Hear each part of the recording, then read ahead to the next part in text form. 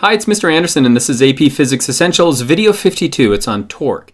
Torque is simply the product of the force, which is perpendicular to the lever arm, and this only works in rotational motion. So what is rotational motion?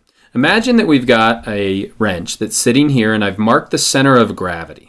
And so let's say it's just sitting in space to make this easier, and let's say I apply a force right at that center of gravity. What we're getting is linear, or we call that translational motion. We apply a force in one direction, and we're seeing an acceleration in that direction.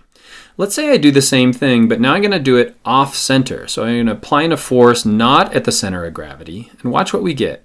We get two forms of motion. We're getting that translational motion, but we're also getting rotational motion. And it's hard to separate those two. And so an easy way to look at rotational motion is to pin it down. So now I've got the same thing. We've got the wrench, but now it's centered around this nut on one side. And so this isn't moving, so it's going to rotate around that point. Now let me apply that same force on one direction, and now we're just getting that rotational motion. Let me return the wrench for a second, and we can start to talk about what torque is. And so this is going to be the lever arm. The lever arm is going to go from this point in the middle, that axis of rotation. It's going to go out from that. It's perpendicular to that axis of rotation. And it's just like a lever that you would use as a simple machine. And then we're applying a force perpendicular to that lever arm. And so what is torque? We're multiplying these two values. We're multiplying the force that we apply perpendicular to the lever times the lever arm itself. And so it's two things, and the units aren't just going to be newtons, it's going to be Newton meters.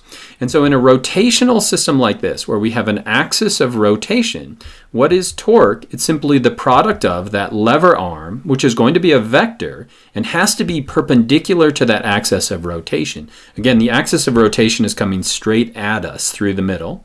And we're going to multiply that times the force. The force has to be perpendicular to that lever arm.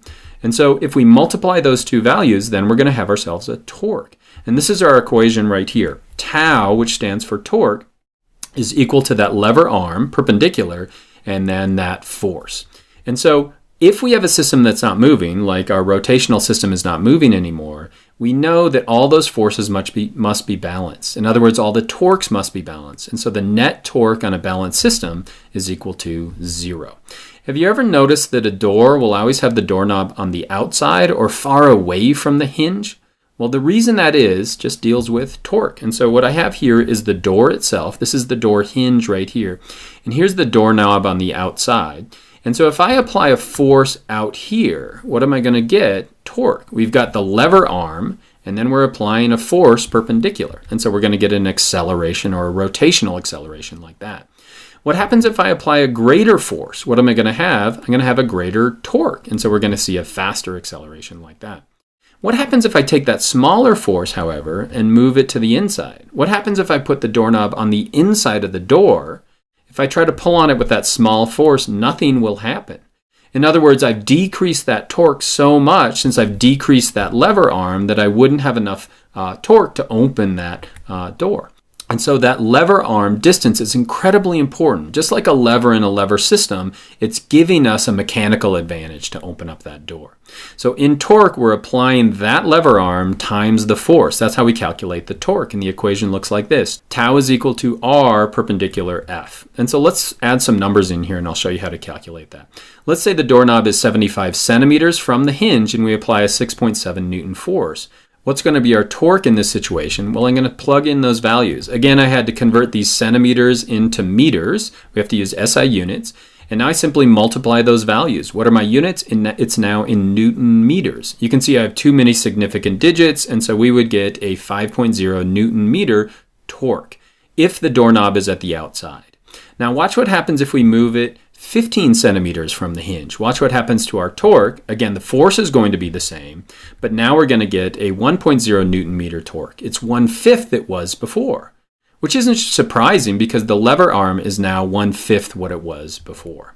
Let's take a second to look at a balance system, and a seesaw or a teeter-totter is a great example of that. We have the axis of rotation right here in the middle, and we can have a lever arm on this side and a lever arm on the other side. So what we can do is we can apply a torque on one side and a torque on the other side. And if those torques are equal, then we're going to have a balanced system where you shouldn't see any movement. And so watch what happens when I remove the supports. Since the torque is the same on either side, nothing happens.